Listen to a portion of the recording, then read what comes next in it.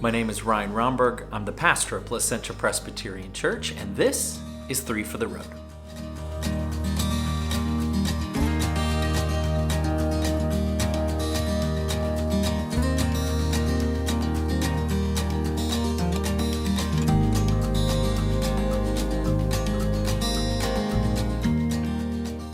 The sermon this week was called Subtraction, and it was from the text of Matthew 25, the parable of the talents. If you haven't yet seen that sermon, go ahead and click the link below. It'll make much more sense of this video. So let's get to today. First, what did we leave out? Well, we certainly actually covered a lot in this passage. The passage before, the week before, there was a lot we had to leave out. A lot of different mysteries and things in the text. This one is pretty straightforward, but there are some parts we mentioned on Sunday that give us some heartburn, if you will. Some of those are Jesus using the terms worthless slave, throw him into the outer darkness where there will be weeping and gnashing of teeth. That's pretty harsh for some of our sensibilities. Another one is the servant who buried his talent. That servant says, "Master, I knew that you were a harsh man, reaping where you did not sow and gathering where you did not scatter." So what's happening? Remember, we talked about this on Sunday. This is really important. You have to keep this grounded in its original context when Jesus is telling this parable. He's telling this parable. He returns to Jerusalem. He sees the injustices going on amidst his own people. Basically, the idea is the talent would have been the gifts that God had given the people of God and the ones that they were misusing at that time, right? And really, just go through the history of any of our human interaction with God. This has been true. Look at right before the Reformation, right? The Catholic Church was charging money so that people could get their family members into heaven faster. Like, what? This is crazy. So yes, even Christians have done this. This is not like a Jewish problem. Jesus is not looking at Jews and saying, you're bad. This is anytime we've been given gifts and we misuse them. I'm not going to say it right now on this video, but I'm sure you can think of a number of things today we are doing. All of us as Christians, Protestants, Catholics, Orthodox, you name it, we're all doing it. So I think this parable is as much for us as it is back for them. But what Jesus is saying to them is, you've been given all these beautiful gifts of God. And particularly, it would have been God's wise instruction about loving one another. I mean, this is key for who Jesus is and what he teaches. And these chief priests, the scribes, the Pharisees, the Sadducees, all these people lumped together in this power center that is Jerusalem, they are not demonstrating any of that. In fact, they're probably, you could tell by Jesus's outburst, if you will, when he enters Jerusalem by throwing over tables and making a cord out of a whip out of cords and whipping people, all that kind of stuff. He's pretty perturbed at the way they're treating people. And so I think the thing I left out was this idea of his anger, at the end of the worthless slave, throw him into the outer darkness. That is code language, I think, for what Jesus kind of brings up often, which is this idea of Gehenna. What is Gehenna? Gehenna is the word that mostly gets translated in our New Testament. It's not found in I should be careful, it is in the Old Testament, but it gets translated in the New Testament as hell. In the Old Testament, there's a story about the awful things that happened in this place. Gehenna is the valley of Hinnom, or the valley of the sons of Hinnom. That's what Gehenna means. And so it is a place where this awful things happened, where children were sacrificed, just blood and murder and awful stuff. And so the thing that Jesus is saying is, remember, this all happened.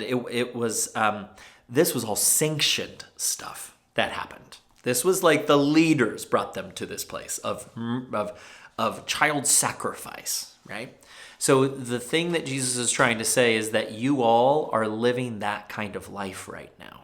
You all are doing that to people, and you all will be judged. If you're a leader of this people and you're doing these things, you'll be cast into the outer darkness. Very important that we don't take this out of context to just be some generic, like, if you don't love Jesus, then you're going to hell. That's not what Jesus is saying here. Okay.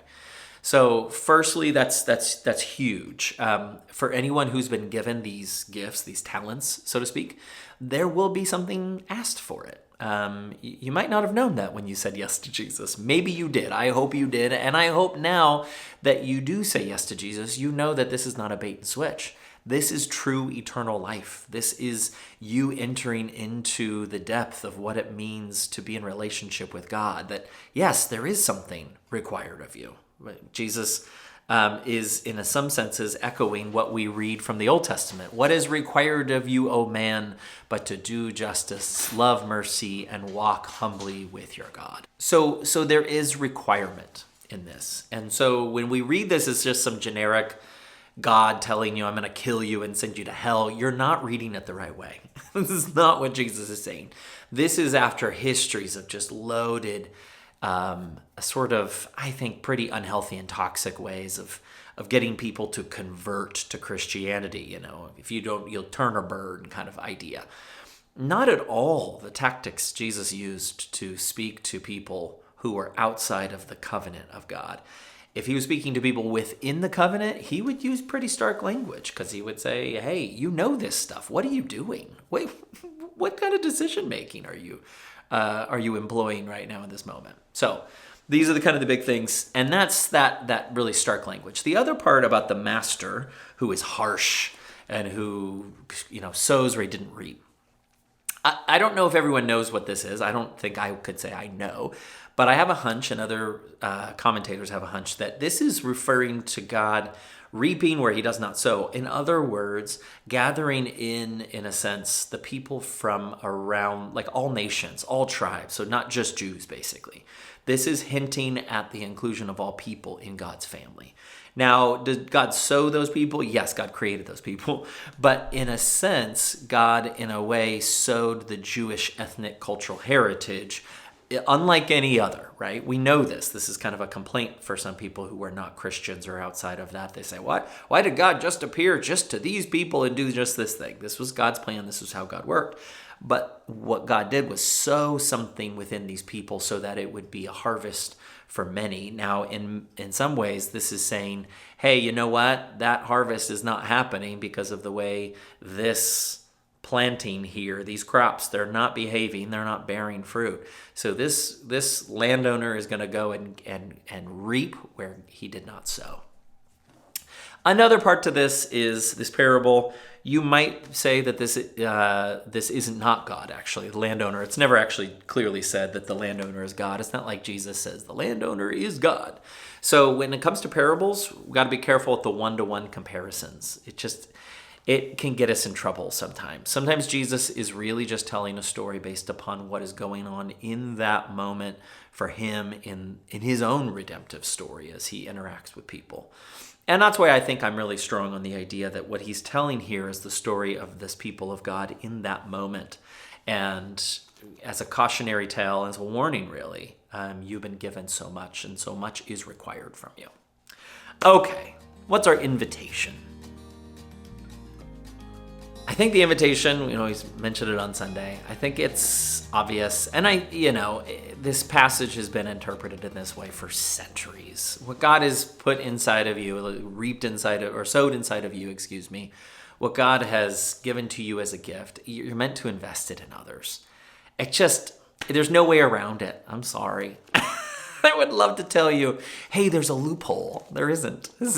It's almost like this is the way we're made. And when we do that, we find that we are living really, if we want to steal the modern phrase, our best life.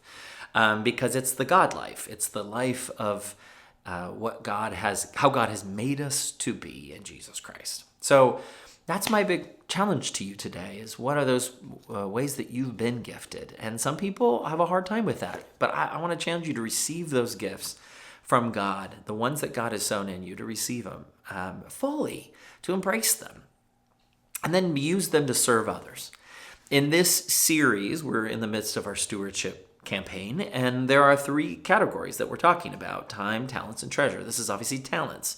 When we're talking about talent, we're talking about using our gifts to serve others. So what ways can you volunteer for others, right? Can you give of those gifts and give them out to others? Maybe there are ways that we haven't even thought of yet for the gifts you have. We want you to let us know what those are. We're going to be distributing a pledge card that's going to not only contain a bit about your time and your talents, but we're going to also have one for your treasures. We keep those kind of separate. We know that people don't want all that to mix and have their numbers of how much they're giving in the same place as what they're doing volunteer-wise. We want to keep that number stuff pretty sacred and just give it to our finance people. Like, I won't even see it. But the other stuff, the time and the talents and things, we want you to dig deep and stretch and see how God might be calling you to serve and volunteer in this community, not only here at the church, but the local community, the broader community.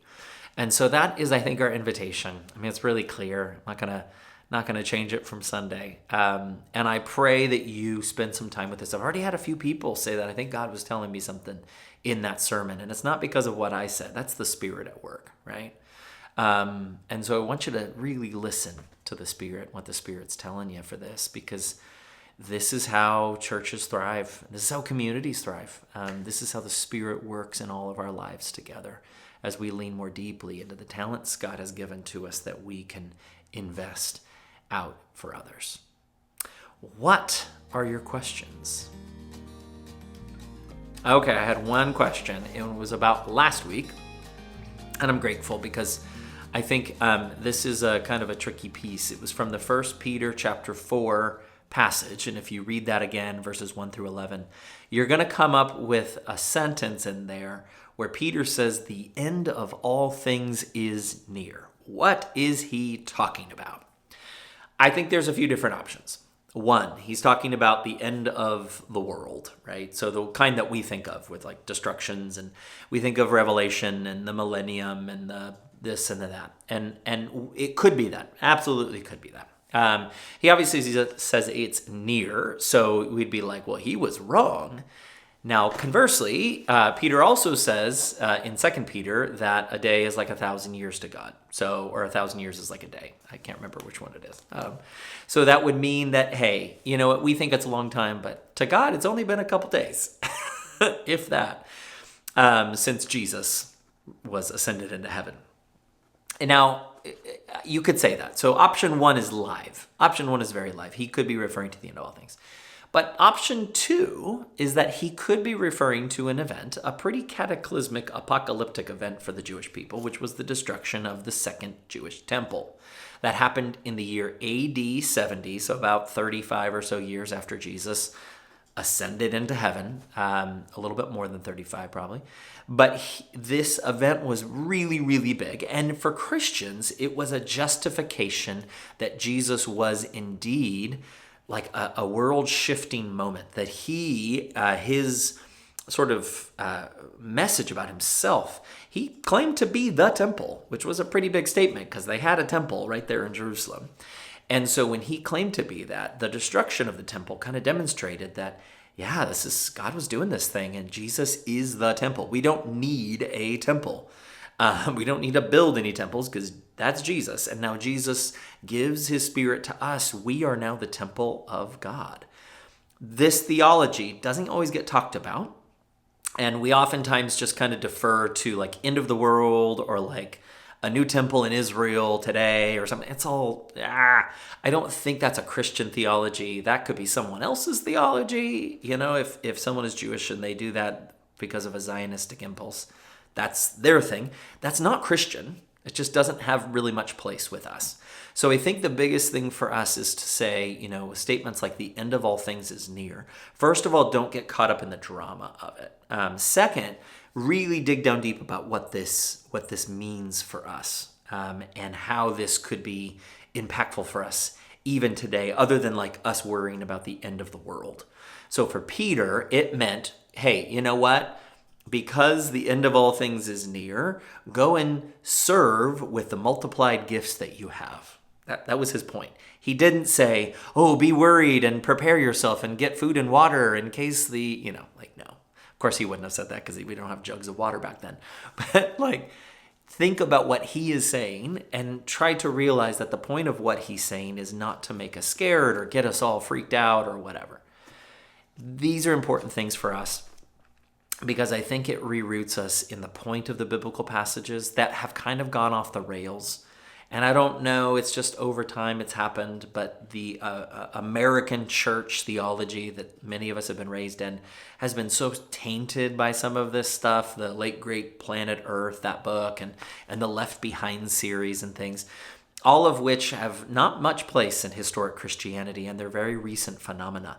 And they've really kind of rooted themselves within us so much that we just take for granted that there will be a rapture, and I don't think that's anywhere in the Bible at all, period. So really want to encourage you, whenever you see things like that, don't get lost in the fear of the people and that kind of stuff, or even just the intrigue and when is it going to happen, or that kind of stuff. Really listen to the author of whoever it is, whether it's John in Revelation or Peter or Paul in Thessalonians or Jesus. What are they trying to encourage us to do because of this bit of information? Regardless of what they mean, the end of the world or the destruction of the temple, what are they calling us to be or to do today? Okay, that's it for today. Thanks for joining me on 3 for the Road. This next week, we'll be continuing our series on stewardship. We'll be looking at treasure, and it'll be, our text will be from 2 Corinthians chapter 9. I hope you join us this Sunday. I'm looking forward to continuing that with you. Also, be on the lookout in your mailbox for a letter that we're sending out to you, as well as pledge cards as well. You can return those to the church on November 23rd. So you can bring them back this week too, if you'd like. But we're going to have something on November 23rd where we give people an opportunity to give those in on Pledge Sunday. Okay, I think that's about it. If you have any questions, please email the church, info@ppc.church, and or text using the PPC text line below. All right, friends, may God bless you and keep you. We will see you next time on 3 for the Road.